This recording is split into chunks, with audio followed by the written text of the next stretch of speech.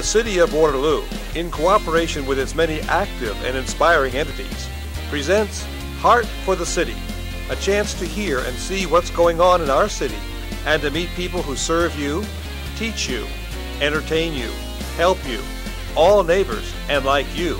Make this a city on the move. And now, here's our host, the Honorable Quentin Hart. Hello everyone, and thank you for joining us on Heart for the City. I'm Quentin Hart, proud mayor of Waterloo, and we have a great show lined up for you highlighting interesting things going on in our community. There's plenty of inspiration in Waterloo, and you can be inspired or inspiring, as there is always plenty of opportunity for both. Let's begin. As with most of our citizens, I am very proud of our police force. It is without argument the best and most proactive police department in the state. The Waterloo Police have adopted a department-wide, community-oriented policing and problem-solving philosophy that brings them closer to our citizens. In doing so, we have notably improved police and citizen feedback. This is in part why all major crime categories and accident rates are significantly down from previous years. Also, police officers are reaching out to the community outside of normal duties. So stay tuned and we will hear about one significant program.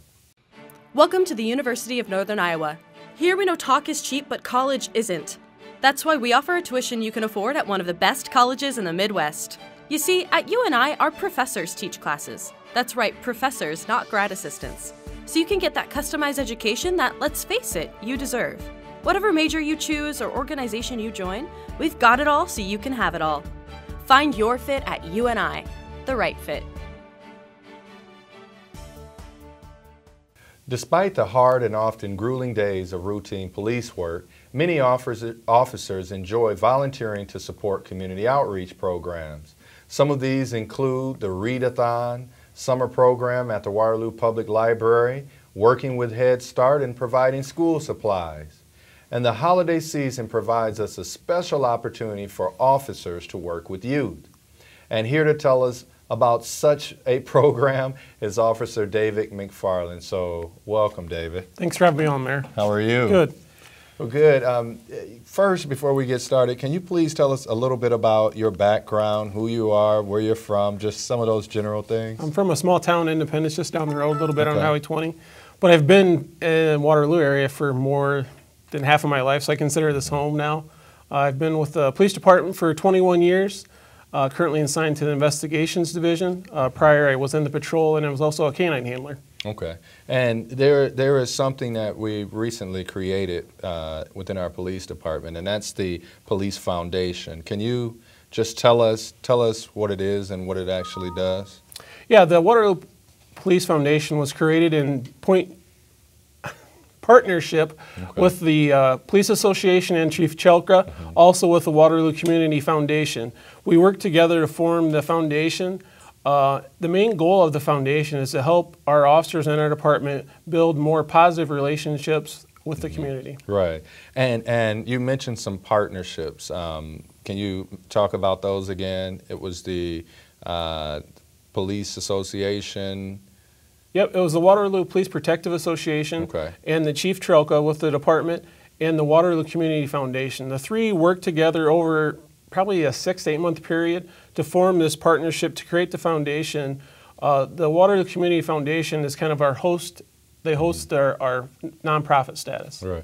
And so with that, because you always hear, you know, working for the city, this is going to raise my taxes or something like that. But tell me, what is the cost to taxpayers for this program? There is no cost at all to taxpayers. All of our funding comes from donations. In fact, the goatee that you see me wearing here was through a donation. Chief Chelka created a policy that we could grow a goatee, make a $100 donation to the foundation. We raised $2,400 just from that.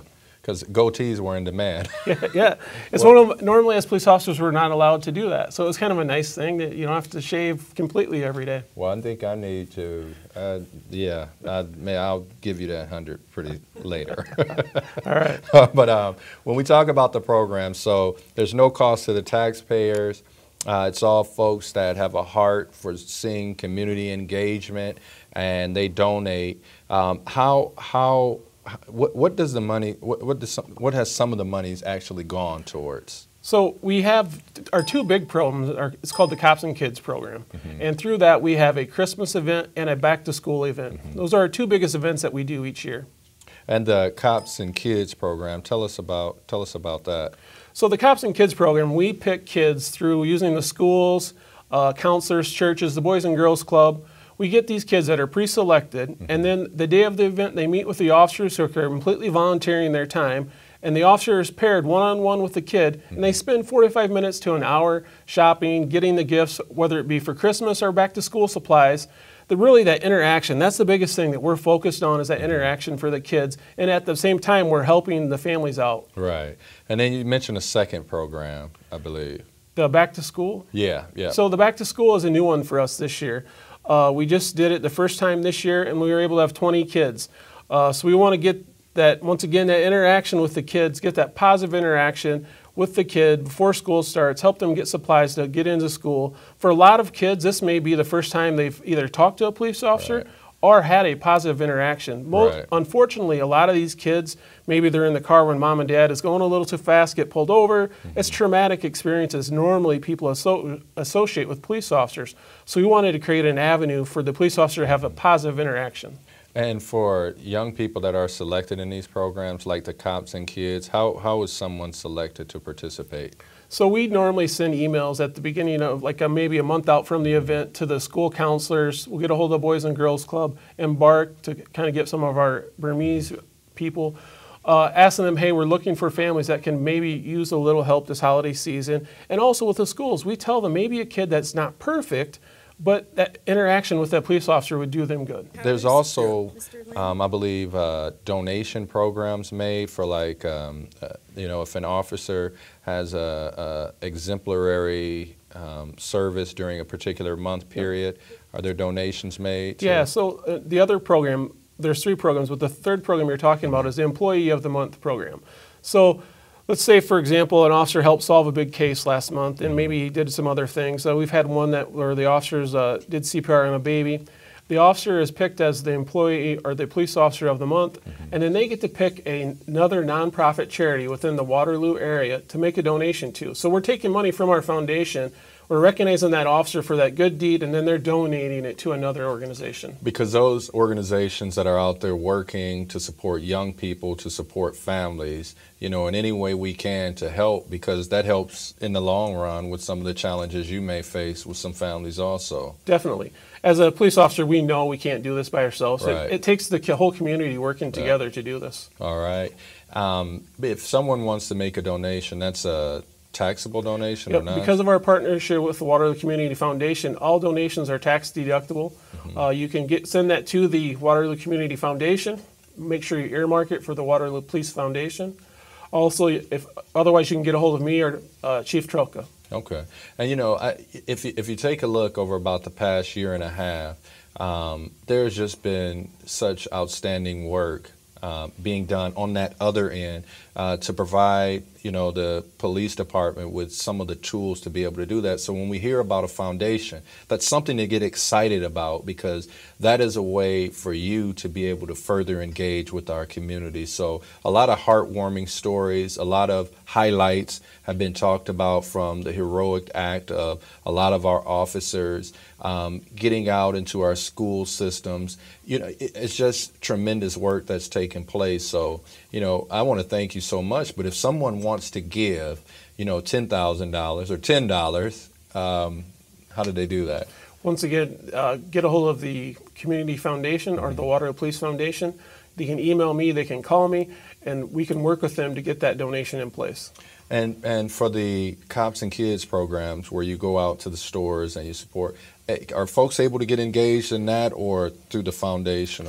Yep, so if a person wanted to donate to that, once again, they could send that donation to the Police Foundation, or if they just maybe wanted to come watch from afar. We don't want the kids to feel like there's everyone watching them, so we don't want all people to come.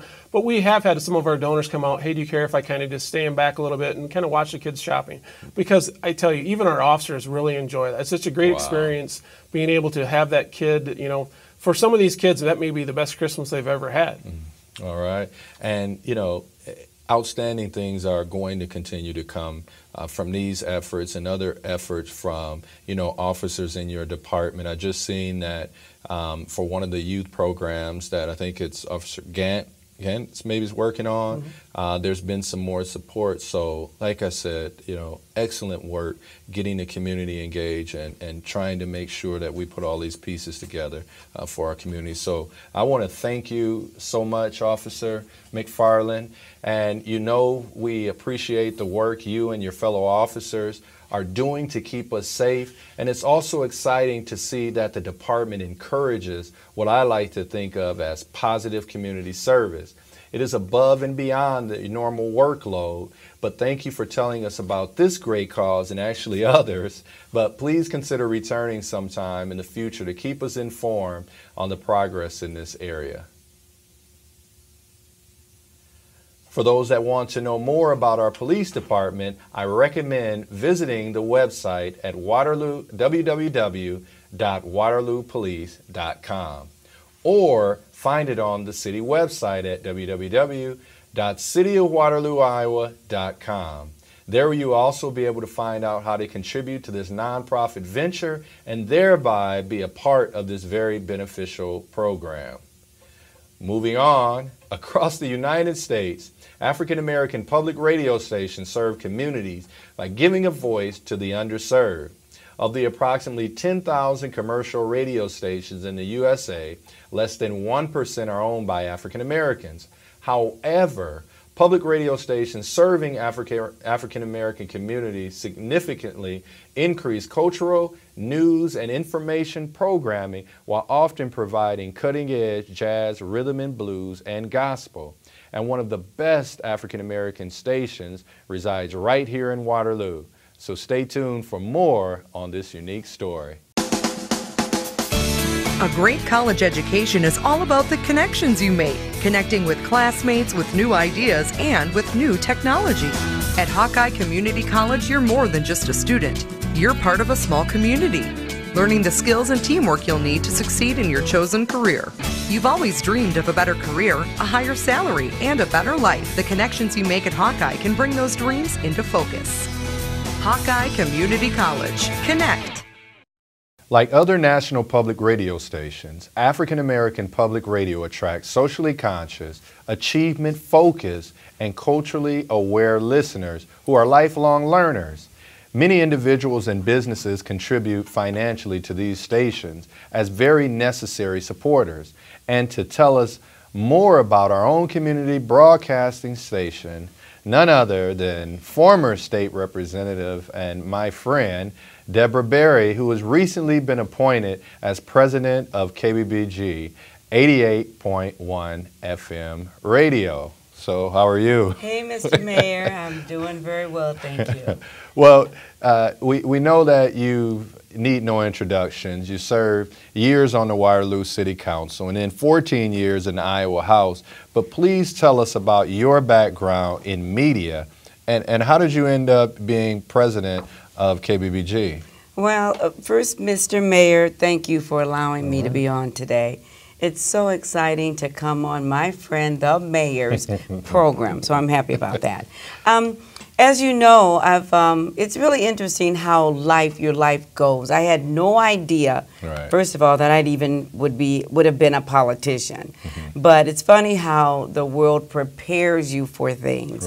I always started out in my early years in my adult career in customer service. I was in retail management, then from retail management, managing a French boutique in Chicago, and from there moved back home to Waterloo, and then started getting into politics a little bit. But that was after the fact, after I ran for, or rather, after I volunteered for about a year at KBBG Radio. And I felt like KBBG Radio would be my link to the outside world, coming from busy Chicago. And I volunteered and really loved it. I just had a natural ability to talk a lot, as you know, and I had a natural ability to connect with people. And I found that to be just wonderful because I love to talk to people. And then I ran for city council, as you know, for about 2 years, and then ran for the Iowa House of Representatives, and had no idea that all of that, again, was preparing me for a career in public service. And how I got into public radio or broadcasting after volunteering at KBBG, I thought, well, this would be a great time to really expand my educational level. So I went to UNI and got a master's degree in broadcasting. Okay. So that's how I got started, but all those other factors kind of prepared me for all of that. So customer service to Yes. public service, To public service, now yeah. to public radio. Public so radio. I mean, it's a natural fit. You're a great communicator. Yeah. Thank you. You served constituency base for many years. Many years. So you tie all those things together, and it's the perfect opportunity for you. This past weekend, it was the KBBG banquet. Yes. And you were celebrating a milestone. So can you touch on a little bit of the history in this milestone that was reached this week? Absolutely. KBBG, and as I said, when I moved back from Chicago, I volunteered. I felt like, oh my God, I'm leaving this major metropolitan area, and how am I going to connect to the outside world? So an opportunity to volunteer at KBBG occurred through the broadcast training class. There I worked closely with Jimmy Porter, Lou Porter, but what was interesting about KBBG and how they got started was, it's my understanding that Mr. Porter and Harry Slife worked together at Rath Packing Company. Right. Mr. Porter was a union leader, Harry Slife was in administration, and so quite often, those groups kind of clash. But they formed an amazing friendship, and that friendship led to Mr. Slife saying, yes, Jimmy Porter, I will help you with your dream and your vision to start a radio station. But unfortunately, as everyone knows, he and his wife Polly was then killed in a car accident. Right. But from that point on, other community members like Ross Christensen, Ralph Emerson, so many wonderful people, Jeff Grimes, said we will jump in and pick up where Harry Slife left off. Wow. And from there was a major fundraiser that occurred, a national building capital campaign that in 1996 to build the facility at 918 Newell Street. And I remember, because the beginnings were very humble and started actually in a small house. In a little house and that still stands. And you just celebrated a milestone this week. And how many years has it been? 40 years of public broadcasting, yes. And now you're here 40 years. You've worked with Jimmy Porter. You worked with Lou Porter. You've been involved in the station for many years. But the question that I wanted to ask, now you're coming in, and it's not 40 years ago, right? Right. So it's a whole new world. change is something that's inevitable for any organization. Right. But can you tell us what are some of the new things you're doing right now? Oh my God! Well, the first thing we're doing is looking at where we are in terms of the organization. So there's a lot of making sure everything is we're in compliant, making sure that we're looking at where we are financially, raising money. That's what the 40th anniversary banquet was about last Saturday night, and it was a wonderful success. Yes, I was very pleased at the outcome and the turnout of that event. But in terms of our programming, I know a lot of people said to me that the sound is different. Things just sound so differently. So we're beginning to look at ways to connect to the up-and-coming generation, the millennials, the younger people, because we want them to see that KBBG, although we've got this amazing 40-year history and we're deeply rooted in this community, we want to make sure that we are looking into the future. Right. We want to address the needs of this up-and-coming generation. So, change is hard for a lot of people. Right. They don't feel comfortable and they resist it a lot. But my vision is to make sure that KBBG is around for another 40 years, and longer, until the next person comes in and takes over after I'm gone. And just like you were able to take over the baton, someone else is going to come behind you. But I think it's important, you said that, because if you don't create mechanisms to get our youth engaged and allow them to have a voice and be a part of the station, then they'll be disconnected from it.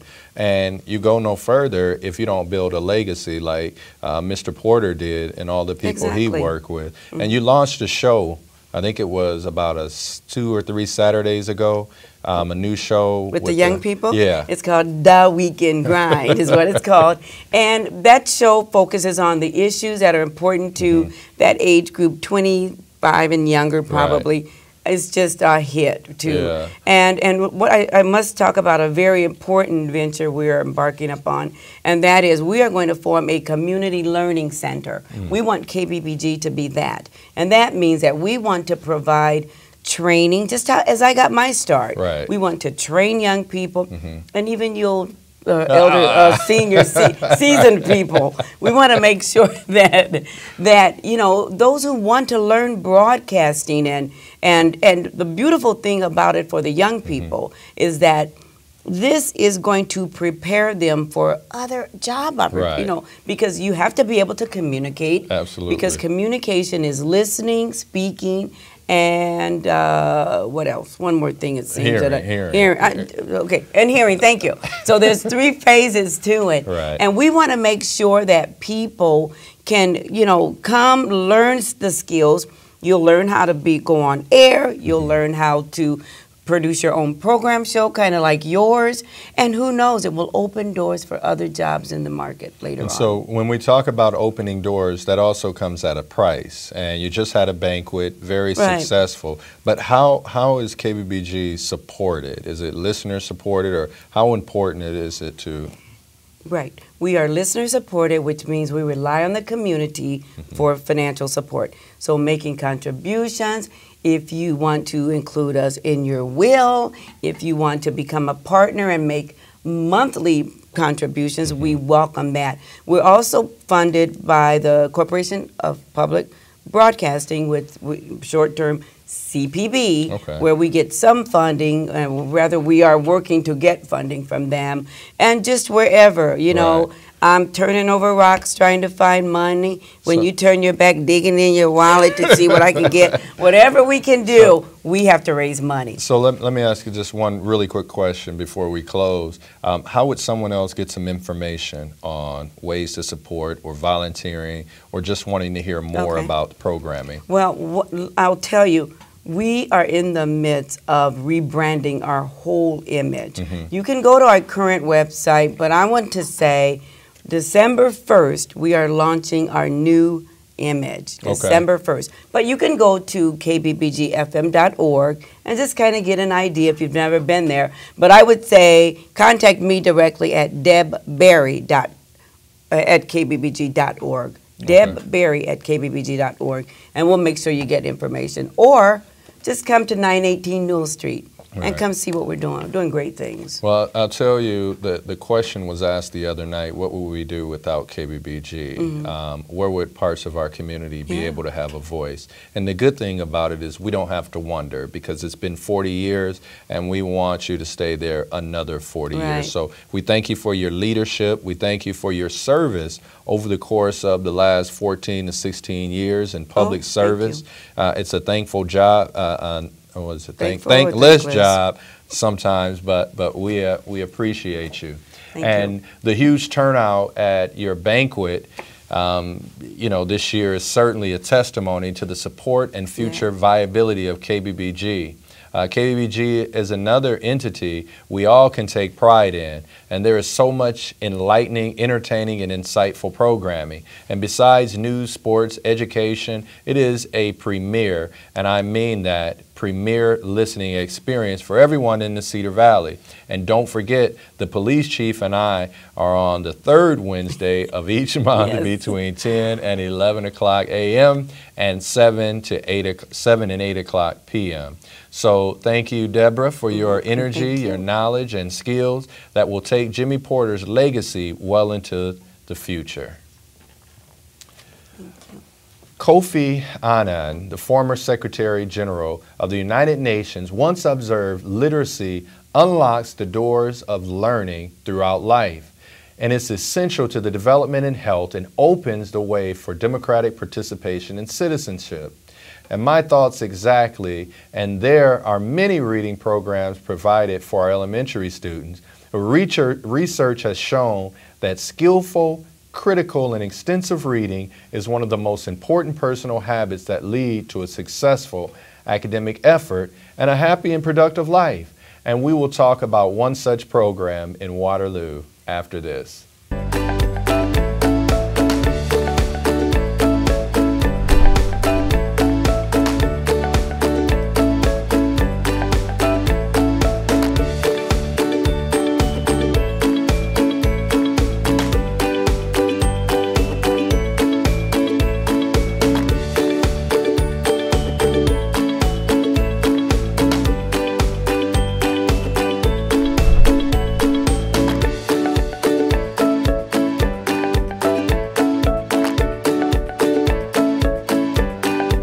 Programs outside of school are in a unique position to provide students with access to a wide variety of enjoyable reading materials such as books, magazines, comic books, and even blogs. Blogs? Wait, as long as they're not about me.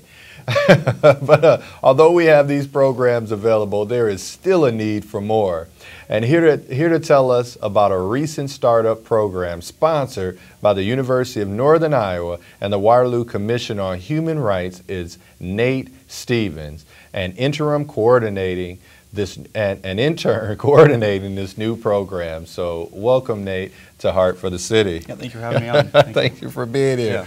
So Nate, thank you for taking up of working with young people in our community. But before we start talking about the nuts and bolts of the program, tell us a little bit about who you are and your studies at UNI. Yeah, well, I'm from Southwest Iowa. I've been living in Waterloo for a couple of years now, going to UNI, studying social work. It's my main focus, but I do have a background in education studies as well. So social work, reading, like, how did you get started, working in a reading program then? I think a lot of these, this program definitely spawned out of conversations I've had with my supervisor, Abraham Funches, who is the head of the Waterloo Commission on Human Rights. Right. Just sort of trying to get at the heart of my background and what I can really focus on at the commission.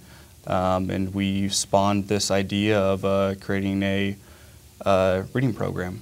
And the program is based on, is it Reading Without Walls, I believe. So tell us a little bit about that program as well. Right, so the idea of Reading Without Walls, because we are the Commission on Human Rights, we decided to have a little focus on diversity as well. This challenges the students or the children who get to read a book about someone different than them, about a place that they're unfamiliar with, or in a format they're not used to. So if they're used to reading regular books, they could read comic books, or vice versa. Okay. And tell us about the ages of the program and the grade levels you're working with. Right. We are currently working with 3rd and 4th graders. We kind of, through our research, we've discovered that 3rd grade is sort of that magic age. Right. That determines a lot to do in accordance to their reading level and reading competency. So 3rd grade reading scores are linked to social challenges out there. They're linked to the success that someone could possibly have. It's not the only indicator, but if you're not reading effectively at 3rd grade and haven't learned some of those basic fundamental things, then you're going to have a challenge, moving all the way up the ladder throughout the educational system. But how does a child qualify for the program? It's open to anyone who wants to join, any 3rd or 4th graders in the Waterloo Community School District who wants to come in and join. We do focus on, we kind of asked, if you have a child who is struggling with their reading, we do want to focus on them and try to bring them up to a level that will get them to succeed in the future. Right. And if we always have the question, well, I didn't know about that. But what are some ways you're doing outreach to try to get young people involved or engaged? Yeah, we're definitely getting involved through the schools. We're sending out flyers. We've been getting in contact with counselors and guidance counselors, stuff like that, and just trying to engage them that way. Getting the children at the source, through the schools. Right. So you're not on an island. doing this. You're not outside. You're actually working with the school system to get the children engaged. So they're fully aware of the program, and it's coordinated with them as well, right? Yeah, we're definitely working with the schools to get some of the outreach out there. Okay. And what reading takes place during there? What does the reading program, tell me a little bit about what actually happens. All right, so we'll get the kids in, take their names, and then we provide them with books at their reading level, and then they do the reading. We have volunteers there. We've graciously gotten a lot of volunteers from UNI. Some of the athletes have come out actually and helped out with the volunteering, and we'll sit in with the kids as they read, prompting them to read and getting their just sort of getting their imagination going. And what location does this take place at? The UMC Jubilee Resource Center. All right. And where do the resources come from? The books, or where do the resources come to be able to do the program? The books actually came from the UNI. I've worked with some of the education presidents over there, vice president and president, to sort of get the books that I needed. They've helped me out a lot. Right. And the Schindler Education Building, right. The Resource Center is where I've got most of the books. And we also have had some of the people in the community, they went out and brought books here. Right. So we could give them to the kids to take home and sort of spark more of that reading. Not that I'm trying to add more to your load, but today I had gone out for a pantry open. It'll make sense by the time I get there. And one of the pantries, it has foods and different things for families in need or for children. They indicated, Joanne did, that there was one, I believe that's a mobile library, a mobile book. Wow, what a, in that location, if you were able to do something like that, that would be tremendous. So, not to get you too far off track, but one question, I did write this one down, so I'll just, what do you hope or expect the long-term results would be for the children's reading program? Well, we really want to develop sort of a reading zone. It's what a lot of education scholars have been talking about, is getting these kids in a zone for reading, getting them to have a dedicated time and idea and about reading, and to make that sort of a permanent idea in their mind, like, oh, this is my reading time, I'm going to get in the reading zone. Right. So making it more of a weekly thing would be wonderful. And I'm going to throw this out there off the cuff. Is there any ability maybe in the future to move from reading books to writing books for the young people? I'm just throwing it out there. We actually do. Part of the Reading Without Walls prompts is to get kids to sort of get in this creative mode, and we do let them, after we're getting a reading, we work with the volunteers to give them writing prompts and writing prompts to create their own stories, so they become more engaged in their reading zone. So how is this funded? Do you need resources? Do you need volunteers? Are there anything that the public can do to help? We would love more volunteers. If the community wants to come out and volunteer, that would be wonderful. And also, if anyone has any, third grade level books laying around their house that kids can take, and that would be excellent. We're always looking for community support, and this is definitely a community project. So. And how would someone get in contact with you? They can email me at stephnab@uni.edu, or just call the commission. Or come visit me in my office there. All right. Thank you so much. And Nate, thank you for taking up this challenging program. And thanks to your success and your supporters too. We wish you the best in this venture.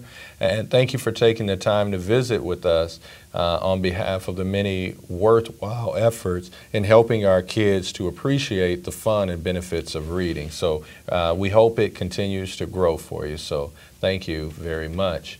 But programs like Waterloo Children's Reading Project are always in need of volunteers, as he mentioned, of all ages. And however, let me appeal to those who are retired.